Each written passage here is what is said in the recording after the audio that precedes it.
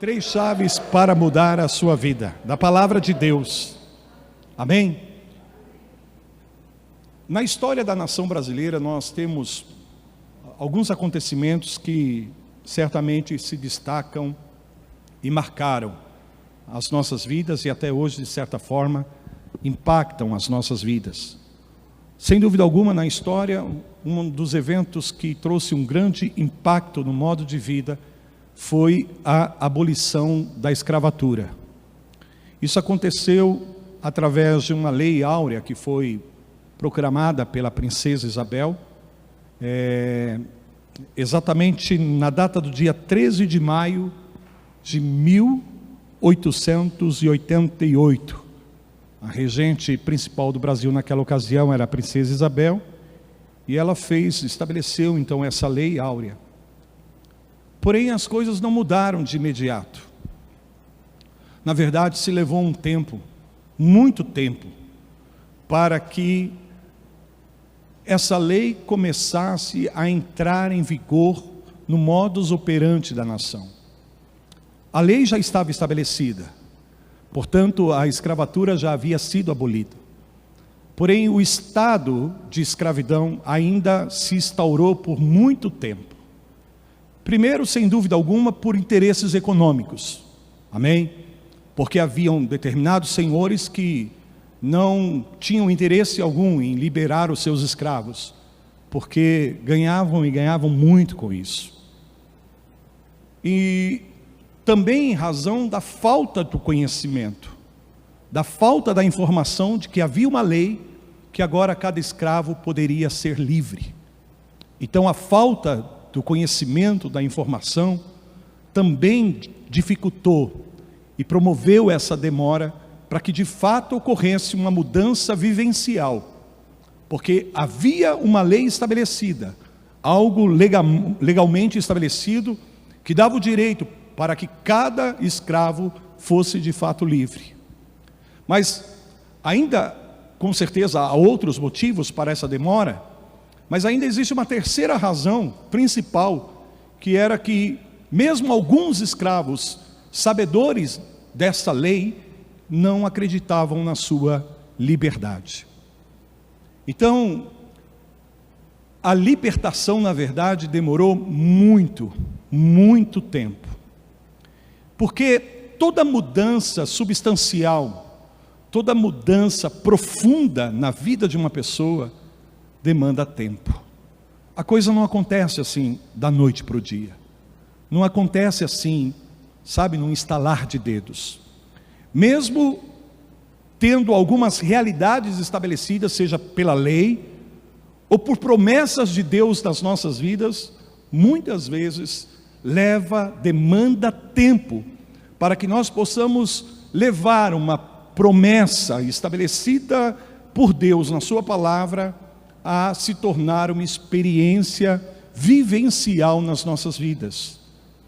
Isto também se deu com a nação de Israel nos dias do Antigo Testamento, porque a palavra de Deus declara que Deus havia libertado o povo de Israel depois de muitos anos de escravidão no Egito, debaixo de mão forte, de mão poderosa.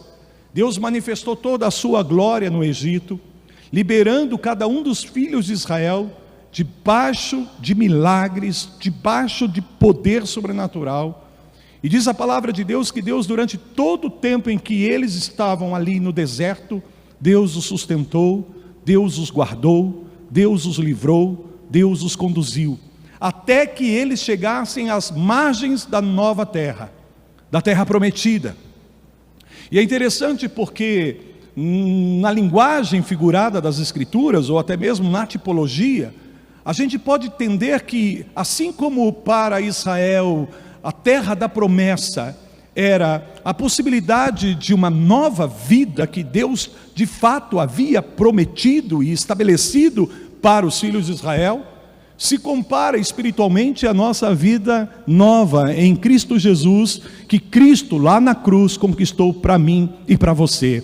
É uma realidade que eu e você somos uma nova criatura em Cristo Jesus. É uma realidade espiritual estabelecida, que no dia que nós nos encontramos com Jesus, Deus nos deu um novo espírito, Deus nos deu um novo coração, Deus nos deu uma nova vida. Aleluias! Porém, queridos, a verdade é que mesmo que haja uma promessa estabelecida por Deus, uma realidade espiritual instaurada, leva tempo para que isso de fato se torne uma realidade na vida de algumas pessoas. Por quê? Porque Deus falou para os filhos de Israel: eu vou entregar a terra para vocês, terra que eu jurei pelo meu nome, e eu, o Senhor, sou poderoso para entregá-los. Porém, todavia, vocês vão ter que batalhar por ela, vocês vão ter que lutar por ela. A terra é de vocês, essa nova vida, esse novo estilo de vida é de vocês, porém vocês vão precisar possuir o que é de vocês. Fala isso para a pessoa que está do teu lado, mesmo com máscara. Você precisa possuir o que é teu em Deus. Aleluia. Eu acho que eu estou sem retorno aqui. Se me der um pouquinho mais de retorno, só um pouquinho, por favor. Então, queridos, quando chega este momento, vejam o que o Senhor fala para os filhos de Israel, e isso tem a ver conosco nos dias em que nós estamos vivendo. Por favor, abra em em Deuteronômio, capítulo 7, versículo 1. Está gravando, filho? Obrigado. Amém? Deuteronômio, capítulo 7, versículo 1. Pai, obrigado por essa noite. Obrigado porque, Senhor, nós estamos sensíveis à ação do Teu Espírito aqui entre nós. Podemos perceber que o Senhor está se movendo com poder aqui nessa noite, Pai. E nós nos rendemos a Ti, nos rendemos ao Teu poder, nos rendemos ao Teu agir e nos rendemos à Tua palavra, Senhor. Fala conosco, libera essas chaves, Senhor, no nosso entendimento espiritual, para que nós possamos nos apropriar dessa mudança que o Senhor quer trazer a cada um de nós, os Teus filhos, e que já foi conquistada por Cristo Jesus, o nosso Senhor. Digam amém. Quando eles chegam à margem da terra prometida, a palavra de Deus diz que eles não acreditaram que eles seriam capazes de conquistar. Eles vacilaram, eles duvidaram. A despeito de todos os sinais e de todas as maravilhas que Deus havia feito, eles não acreditaram que seriam capazes de enfrentar aqueles gigantes que estavam estabelecidos e conquistar de fato a terra que Deus havia prometido. E Deus disse: eu estarei com vocês. Deus disse: olha, são nações fortes, são nações poderosas, são maiores do que vocês, mas vocês não precisam ter medo, vocês não precisam desanimar, vocês não precisam esmorecer, porque eu, o Senhor, estou convosco, eu, o Senhor, estou no meio de vós, poderoso, terrível, diz o Senhor. Vamos ler esse texto em Deuteronômio 7, versículo 1, e depois vamos avançar para mais alguns versículos. Então veja o que o Senhor fala aqui. Ele deixa bem claro: olha, eu tenho algo para você, eu tenho algo para a nação, eu tenho uma nova vida para dar a vocês, mas não vai ser fácil assim, não vai ser fácil assim.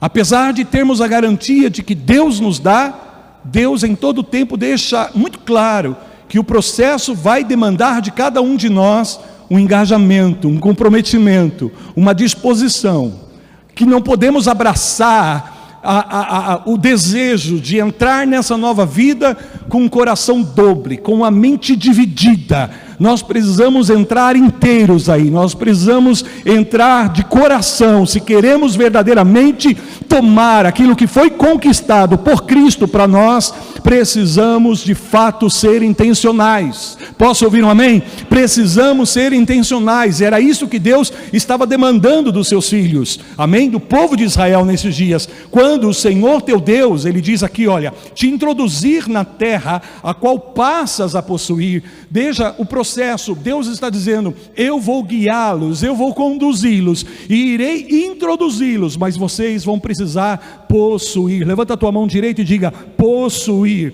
Então o Senhor segue dizendo: e tiver lançado muitas nações de diante de ti, os heteus, os gigazeus, e os amorreus, e os cananeus, e os ferezeus, e os heveus, e os jebuseus, uma confederação de eus aqui, amém? Dizendo o Senhor: 7 nações mais numerosas e mais poderosas do que tu.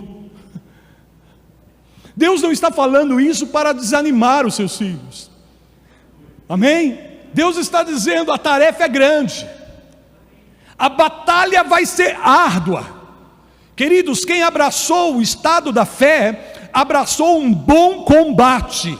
É combate, mas é bom. Da mesma forma, vocês vão ter que lutar, mas a vitória está garantida. A vitória está garantida. Aleluia. Eu e você somos parte do time vencedor, nós somos parte da equipe vitoriosa, mas não quer dizer que nós não temos que entrar no campo e jogar. Precisamos suar a camisa, se assim podemos dizer, para viver essa nova realidade em Cristo Jesus, o nosso Senhor. Não é sentando no banco da igreja e esperando passivamente que Deus estale os seus dedos lá nos céus e a tua vida vai mudar da noite para o dia, e aquilo que você sentia de ruim em você, e as coisas e os hábitos ruins que você tinha, e as inclinações carnais que você tinha, deixarão de existir. Não, não vai acontecer dessa forma. Estou gritando, profeta. O que acontece, irmãos? E eu não sei explicar a razão, eu não sei explicar o porquê, eu não tenho essa resposta para dar para vocês, não tenho essa competência. A verdade é que existe algumas situações sim, que Deus muda instantaneamente. É incrível como tem pessoas que, por exemplo, tinham um desejo muito grande de fumar e foram muito tempo viciados no cigarro, e de repente, num momento, numa oração, numa entrega diante de Deus, essa vontade sai e nunca mais volta. Com a bebida a mesma coisa, amém? Temos testemunhos assim aqui, glória a Deus por isso. Olha, eu era bom para beber, era fácil para beber, eu gostava de beber, eu era dado para beber, mas o dia que eu entrei na igreja e eu recebi a oração, nunca mais eu tive o desejo de beber. Glória a Deus, aleluia, mudou, um milagre instantâneo. Mas a maioria das vezes não é assim que acontece. Não é assim que acontece, gente. Amém? Algumas coisas acontecem instantaneamente, profeta, mas há outras que demandam um processo, que não só demanda tempo, mas demanda um processo dentro desse tempo, aonde nós vamos ter que lutar, onde nós vamos ter que nos entregar, nos render, e nos entregar de novo e nos render, porque vamos estar lutando com aquela vontade dentro de nós, porque vamos ainda continuar com aquelas inclinações dentro de nós. E aí você me pergunta: apóstolo, por quê? Não sei, não sei, porque em alguns casos Deus age de uma maneira instantânea, e há outras que Deus vai levar-nos a um processo, porque a gente pensa que é assim, que a gente vem para Jesus, uau, tudo novo se fez, e agora eu não tenho mais nenhuma vontade de fazer o que é errado.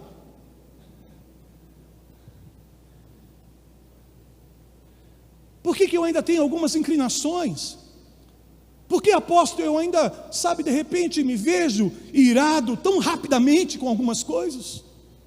Por que às vezes eu respondo de uma maneira hostil? Eu não quero mais ser assim, eu não quero mais agir dessa forma, mas quando eu vejo, eu já fiz. Ah, que belo cristão que eu sou. Eu queria que cada um de vocês olhasse um para os outros agora, se fosse possível, para ver a carinha de vocês, porque o olhar de vocês me assustam. Será que só eu passo por isso? Ou todos os hábitos ruins na sua vida, todos os desejos e inclinações que haviam na sua carne antes de Cristo, mudaram automaticamente? Será que entre nós alguns aqui não tem ainda algumas lutas? e não tem algumas coisas ainda a serem conquistadas, não tem ainda algumas coisas a serem vencidas na sua vida, alguns costumes, alguns hábitos, alguns vícios. Por que, queridos, é assim? Isso eu posso te dizer, porque mesmo em Cristo Jesus, nós recebemos em nosso espírito, um novo coração, nós continuamos com a mesma mente. Continuamos com a mesma mente.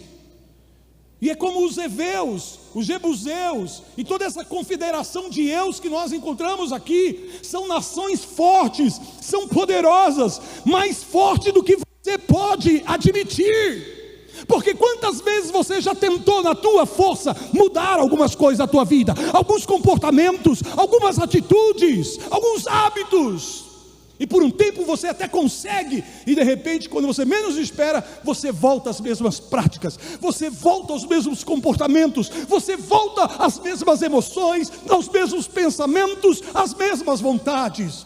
Por quê?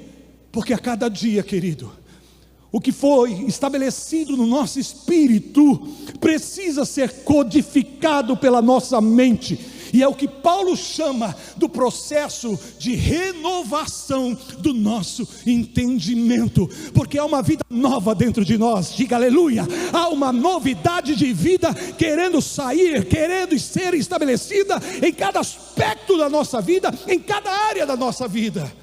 Mas existe uma mente que está programada pelo pecado, que resiste, que não entende muito fácil. Por isso Paulo diz: a transformação vem de verdade quando você começa a renovar o teu entendimento, quando você começa a renovar a tua mente. Por isso não é fácil. Deus está dizendo, não é fácil viver essa nova vida, ainda que Cristo tenha pago o preço, ainda que seja uma realidade espiritual, mas para ela se manifestar, você vai precisar se comprometer. Amém? Você vai precisar se engajar nisso. E de que forma eu posso fazer isso, apóstolo? Eu tenho me esforçado, eu tenho me dedicado. Em alguns casos eu até tenho tido êxito, mas outros eu tenho tido derrotas. E até quando eu vou ter que lutar? Então Deus está dizendo, vocês vão ter que lutar, vocês vão ter que vencer. Mas veja o que o Senhor fala, oh aleluias, há uma promessa de cumprimento aqui.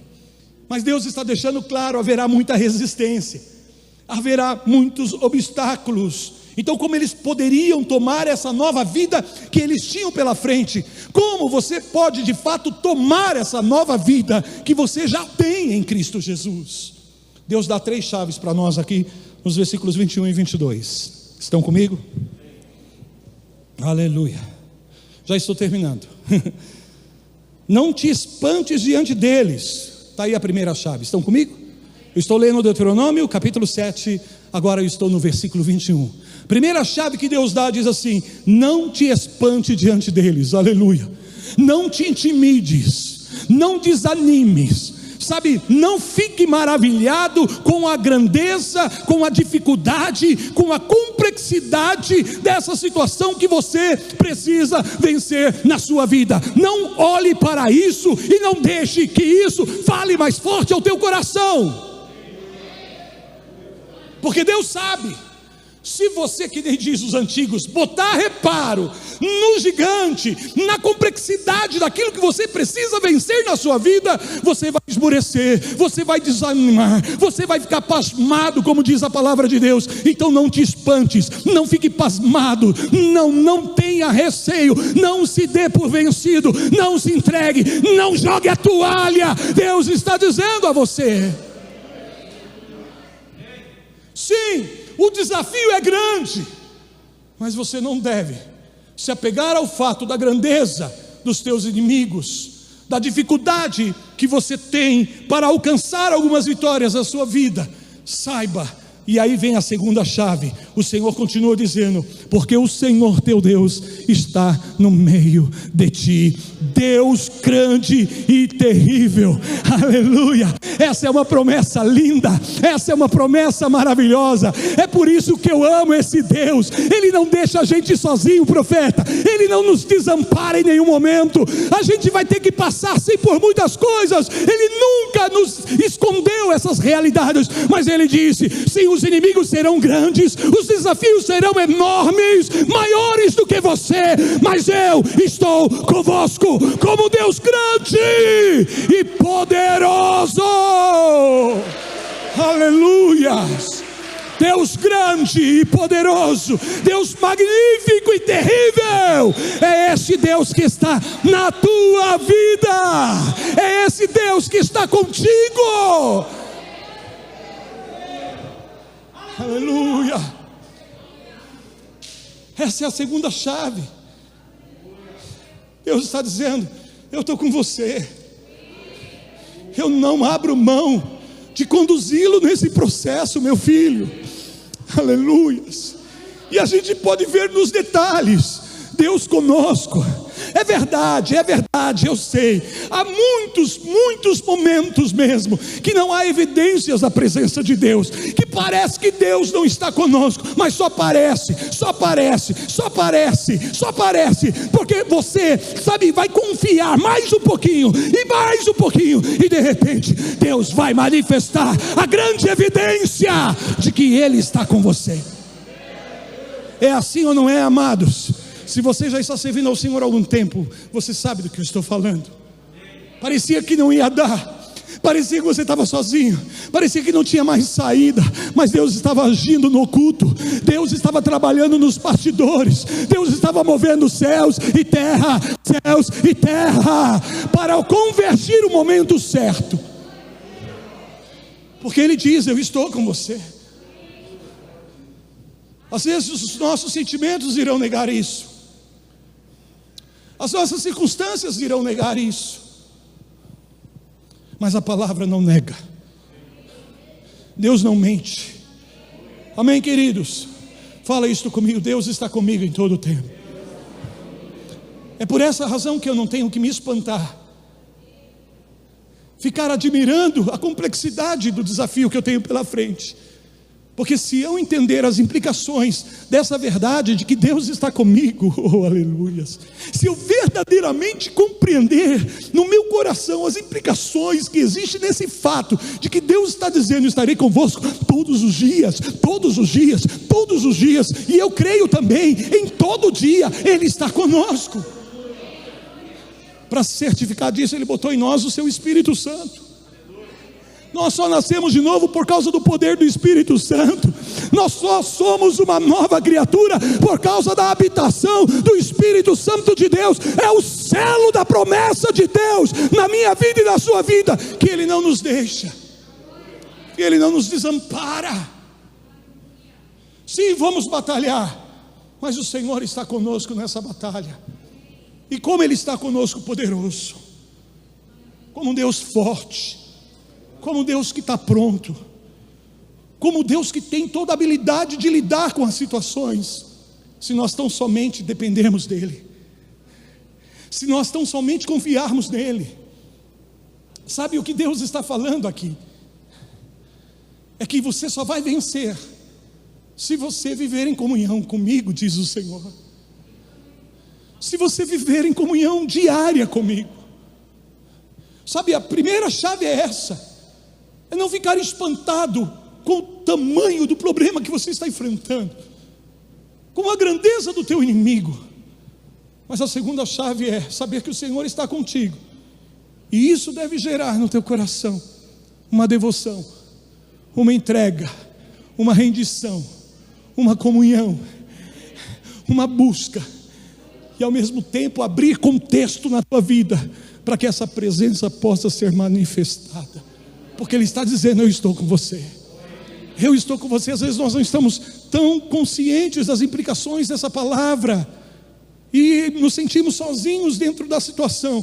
Mas se a cada dia nós nos rendermos a Ele, se a cada dia nós o buscamos, se a cada dia nós estamos na presença dEle, e temos, sabe, irmãos, essa comunhão com o Senhor, Ele se revelará a nós, Ele revelará a sua presença, e Ele revelará o seu poder e a sua glória, e é mediante a revelação do poder e da glória de Deus atuando na tua vida, é que os teus eus irão cair por terra, é que os teus gigantes irão abrir caminho, para que você viva a realidade dessa nova vida que você tem em Cristo Jesus. Nada pode te prender, nada pode te segurar. Terceira chave, amém? O Senhor teu Deus lançará fora todas essas nações. Deus vai operar, Deus vai agir. Mas olha o que Ele fala aqui para os filhos de Israel: pouco a pouco, pouco a pouco. Tem algumas vitórias que vêm assim instantânea, e há outras que são processuais. A gente vai vencendo pouco a pouco. As coisas não vão acontecendo tudo de uma vez. A mudança não vem, sabe, instantaneamente, mas pouco a pouco. Deus trabalha, na maioria das vezes, nesse processo de nos levar à vitória, pouco a pouco. Pouco a pouco. Porque isso vai gerar em nós dependência dele, e essa dependência nele é fundamental, para que de fato a gente não apenas tenha vitórias externas, mas nós sejamos vitoriosos internamente, porque aí é onde nós de fato somos transformados no nosso caráter, é aí onde nós somos trabalhados e aprofundados na nossa verdadeira essência espiritual, quando somos submetidos a esses processos, onde a vitória não vem tudo de uma vez, mas vem pouco a pouco. E porque pouco a pouco eu tenho que depender de Deus a cada instante, eu tenho que depender de Deus a cada momento, tenho que confiar nele, tenho que estar rendido, entregue, em comunhão. Então diga-se comigo as 3 chaves. Olha que simples: não se espante com os teus inimigos. Segunda chave: saiba que o teu Deus está contigo, com você, e poderoso e terrível. E terceiro, Deus vai te dando vitória pouco a pouco. É aquele processo na Bíblia de fé em fé, de vitória em vitória, de glória em glória. Oh, posso ouvir um amém? Alguém pode levantar as suas mãos na casa do Senhor, ou mesmo no seu lar, e dizer: bendito seja o nome do Senhor, que me leva de fé em fé, de glória em glória, de vitória em vitória. Porque nesse processo a gente vai crescendo, a gente vai se fortalecendo desde o nosso interior, a gente vai ganhando robustez na nossa vida nova que já está dentro de nós. Por quê? Por causa justamente desses 3 elementos. Não dá para viver a vida cristã na força do nosso braço. Não dá para agradar a Deus tentando ser uma boa pessoa. O cristianismo, queridos, não se trata de gente se esforçando para serem melhor a cada dia.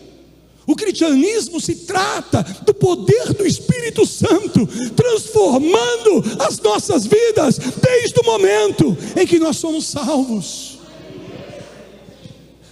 Isso é uma realidade espiritual tremenda.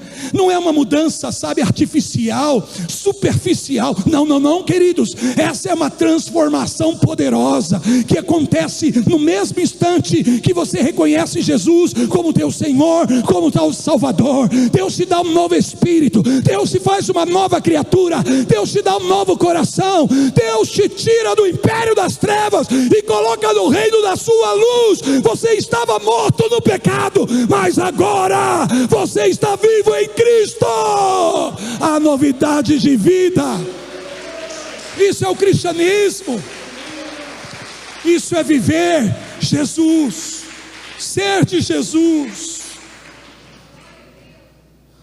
Não tente vencer na força do teu braço. É o que o Senhor está fazendo e falando com seus filhos aqui. A batalha é árdua. Deus teve que levantar uma nova geração, vocês sabem disso. Deus teve que levantar uma nova liderança, uma liderança que estava alinhada com o tempo e com o modo de Deus. Não que Moisés não era um bom líder, ele foi um grande líder, mas ele foi um líder para uma estação, ele foi um líder para um tempo. Ele conseguiu tirar os filhos de Israel do Egito, mas ele não conseguiu, e não foi culpa dele não, tirar o Egito do coração e da mente, do modus operandi daquele povo. Então só alguém que acredita, um Josué da vida, amém? Um Josué que transiciona, que dá esse passo à frente dizendo: nós acreditamos que Deus está conosco e nós já vamos vencer, porque Deus não nos desamparou. Oh, aleluia! Era alguém que tinha consciência de que eles não iriam vencer na habilidade das suas armas ou dos seus talentos para guerrear, mas que eles iriam de fato vencer, porque Deus estava com eles, porque Deus estava com eles, porque Deus estava com eles. Deus, você vai vencer, não porque você é forte, não porque você é habilidoso, não porque você tem dons, não porque você tem talentos, mas você vai vencer, porque você tem comunhão com Deus. Deus tem comunhão contigo.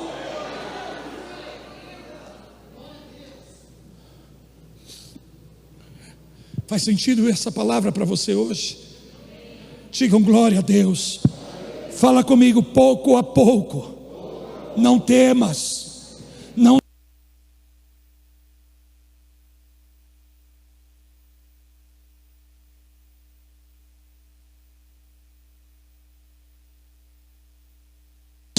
Deus está na tua saúde. Deus está na tua vida. Vamos louvar ao Senhor, vamos bendizer o nome do Senhor, vamos engrandecer ao Senhor, porque a presença de Deus é conosco. Aleluia! Bendito seja o nome do Senhor. Então nós não vamos nos entregar, nós só iremos nos render a Deus, a nossa dependência dEle. Amém. Não se espantes, Deus está com você, poderoso, forte, pronto, disponível, aleluia, cheio de todo poder. Mas a vitória muitas vezes vai vir pouco a pouco na tua vida cristã, pouco a pouco. E o Senhor dá as razões práticas aqui aos filhos de Israel, porque seria assim, para que as bestas feras não se multipliquem no campo, e vocês, em vez de terem de fato uma vitória, vocês vão ter uma dor de cabeça. Vocês vão ter que lutar por coisas que não são necessárias lutar. E o que Deus quer que você lute? Sim, Deus quer que você lute. Deus quer que você combata o bom combate da fé. E qual é o bom combate da fé? É quando você batalha as batalhas certas. E que batalhas são essas? Aquelas que Deus estabeleceu, porque estão no teu caminho, para que você possua aquilo que Ele já te deu. Deus não quer que você batalhe batalhas que não levarão você a possuir o que Ele te deu.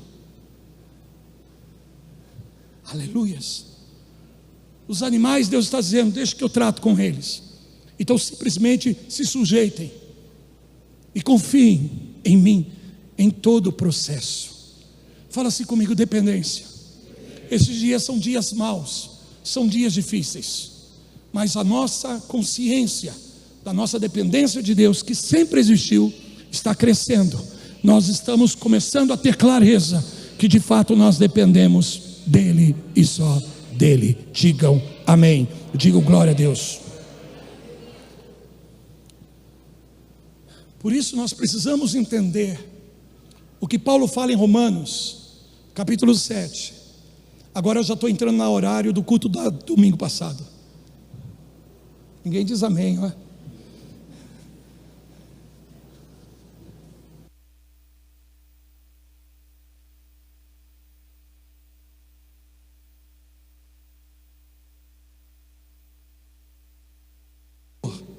Quantos podem se identificar com Paulo nessas declarações aqui? Tenho prazer na lei de Deus, no meu homem interior eu tenho prazer na lei de Deus, mas vejo nos meus membros outra lei, que guerreando contra a lei da minha mente, me faz prisioneiro da lei do pecado que está nos meus membros. Oh, desventurado homem que sou. Acho que todos nós nos identificamos com Paulo aqui. Talvez nós não tenhamos usado expressões tão eruditas como Paulo aqui, né? Porque ele fala bonito aqui, né, gente? Ele capricha nas palavras aqui. Talvez as expressões que saem da nossa boca é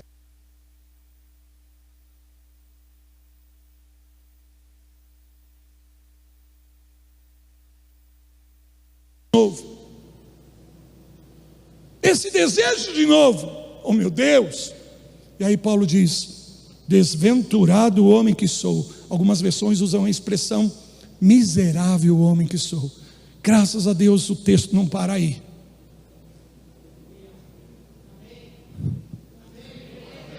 Não para aí. Senão não haveria esperança para nós. Porque é isso. No teu homem interior, onde está estabelecida essa novidade de vida em Cristo Jesus, que você não conquistou, mas Jesus conquistou para você. Você tem prazer nas coisas de Deus. Você ama as coisas de Deus. Amém? Há um homem interior na vida de cada um de nós. É essa nova natureza, essa nova vida que ama as coisas de Deus, que se inclina para as coisas de Deus, que sabe, clamam pelas coisas de Deus, que ama estar com Deus, sentir a presença dEle e fazer a vontade dEle. Mas há uma lei que opera nos membros do nosso corpo, e que põe a nossa mente em batalha, diz o apóstolo Paulo, para que de novo eu sinta alguns desejos, para que de novo eu tenha ainda algumas inclinações, que eu sei que já não são mais parte da minha vida, mas que volta e meia, ou quase que diariamente para alguns, se apresentam aí. Como que eu vou vencer isso? Como que eu vou triunfar sobre isso? Miserável homem que sou.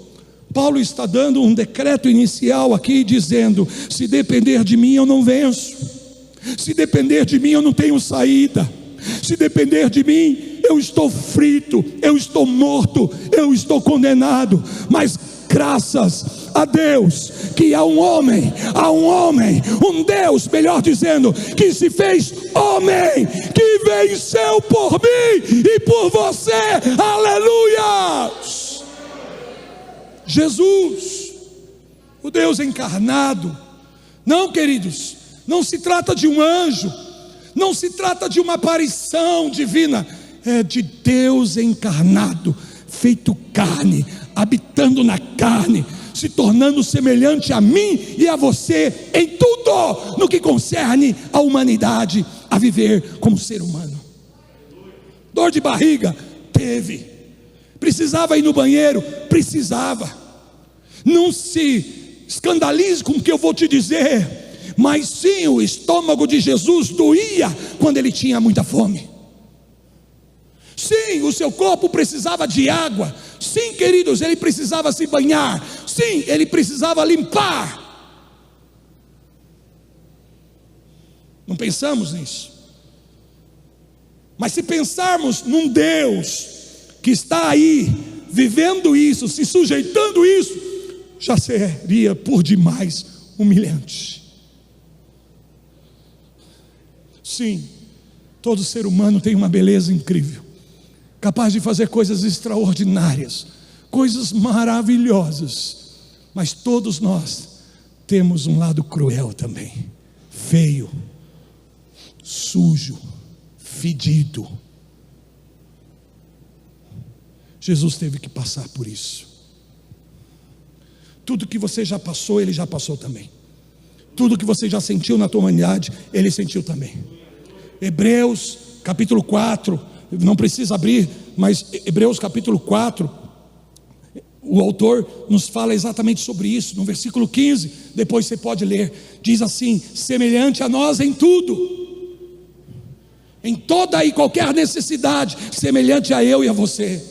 Em toda e qualquer dificuldade, limitação, ele estava aí, 100% Deus, mas sujeito 100% à sua carne. Semelhante em tudo, mas diz a palavra, porém sem pecado. Ele venceu, ele venceu, ele venceu. Como se isso só não fosse humilhante por demais, ele ainda teve que lidar com a violência, com a crueldade, com a desonestidade, com a calúnia, com as injúrias, com o desprezo, com a rejeição, com a traição. Semelhante a eu e você, em tudo, mas sem pecado. Fala isso comigo. Ele venceu. É por isso que Paulo conclui dizendo: de maneira, graças a Deus por Jesus Cristo, nosso Senhor. Quem pode dar graças a Deus aqui? Porque Jesus venceu para você. Deixa eu te dizer, foi Ele que conquistou essa nova vida, não é você que vai conquistar. Ele conquistou, mas para possuir, você vai ter que se esforçar, você vai ter que tomar decisões, você vai ter que fazer escolhas. Algumas coisas que Deus, sabe, sobrenaturalmente vai remover da sua vida, mas há outras que você vai ter que decidir. Você vai ter que cortar algumas amizades que estão te fazendo mal. Você vai ter que deixar de ir a alguns lugares, e essa decisão cabe a você. De repente você vai ter que precisar pedir ajuda, socorro, apoio. Deus fará a parte dele. Estarei com você, mas vocês vão ter que possuir algumas coisas que é você. Deus não vai remover, Deus não vai retirar. Você vai ter que decidir, você vai ter que escolher. Estão comigo? Dá um sorrisinho aí com os olhos, vai. Eu termino agora. Romanos 8. Por isso eu quero que você entenda que o reino de Deus não consiste em pessoas que se esforçam para acertar, para serem melhores a cada dia. Mas o reino de Deus consiste em pessoas empoderadas pelo Espírito Santo para viver a nova vida que foi conquistada por Cristo Jesus. É pelo poder do Espírito Santo de Deus. Não são os teus dons que te fazem forte, não são as tuas habilidades que levarão você a vencer os teus inimigos, mas é a tua comunhão com Deus. A tua comunhão com Deus te faz forte para vencer todo e qualquer inimigo na sua vida, todo e qualquer gigante que se apresentar na terra que Deus prometeu para você. Romanos 8, 12 diz assim: assim pois, irmãos, somos devedores não da carne. Estão comigo? Ou como eu amo esse texto, nós não temos mais obrigação na carne. Diga amém. Eu não tenho mais que obedecer à minha carne, eu não tenho que mais viver sujeito como se ela tivesse domínio sobre mim. Paulo está dizendo, como se constrangidos a viver segundo a carne, porque se viver de segundo a carne, caminhareis para a morte, mas se pelo Espírito mortificardes os feitos do corpo, certamente vivereis, pois todos que são guiados pelo Espírito de Deus são filhos de Deus. Porque não recebeste o espírito da escravidão. Lembra da escravidão no começo da mensagem? Não recebeste um espírito de escravidão. A lei já foi proclamada na eternidade. Você é livre. Se o Filho vos libertou, foi para a liberdade que Ele te fez livre. Amém? Pois todos que são guiados pelo Espírito receberam esse espírito de adoção para viverdes não como que escravos, atormentados, oprimidos, mas verdadeiramente livres, baseados no qual, pelo Espírito de adoção, podemos dizer hoje aqui: Abba, Pai. O Espírito testifica com o nosso espírito que somos filhos de Deus. Ora, se somos filhos, somos também herdeiros, herdeiros de Deus e co-herdeiros com Cristo. Se com Ele sofremos, também com Ele seremos glorificados. É nessa dependência de Deus no dia a dia, é nesse se deixar ser guiado pelo Espírito Santo, que a realidade da nova vida vai se manifestando, se apoderando das tuas limitações, confrontando ainda essa lei que habita nos membros do teu corpo, querendo levar você para a morte. Não tente vencer isso no teu braço, e nem ignore essa realidade. Tenha consciência disso. Mas mais do que isso, tenha consciência da presença de Deus na tua vida. E tenha consciência que você depende dele a cada instante, a cada momento. Havia um homem muito talentoso nos dias do Antigo Testamento chamado Sansão. Todos vocês conhecem. A missão de vida de Sansão era muito clara, desde o momento em que foi anunciado o seu nascimento. Por uma obra sobrenatural, o Espírito do Senhor vinha sobre ele, o fazia forte. A força de Sansão não se dava aos seus músculos. Amém? A força de Sansão não se dava no seu porte físico. Ao contrário dos filmes que Hollywood nos apresentam, das histórias de Sansão, um homem musculoso. Não, Sansão era um homem comum. Porém, o que fazia ele se sobressair nessa área de força é porque o Espírito vinha sobre ele e o empoderava, o fazia forte para ele vencer os gigantes, para ele vencer os inimigos, para ele vencer os filisteus. Então simplesmente era um dom do Espírito Santo na vida dele, era uma habilidade do Espírito Santo na vida dele. Então sabemos que Sansão era um homem de talentos, de dons, mas não era um homem de oração. Na verdade, a Bíblia diz que ele orou por 2 vezes, só 2 vezes em toda a sua vida. Em um momento que ele estava numa extrema dificuldade, e ele clama a Deus dizendo: Deus me livre, Deus o ouve e Deus o livra. E a segunda vez que Sansão ora, e a última vez que ele ora em vida, é quando ele já está cego, porque os filisteus o haviam capturado,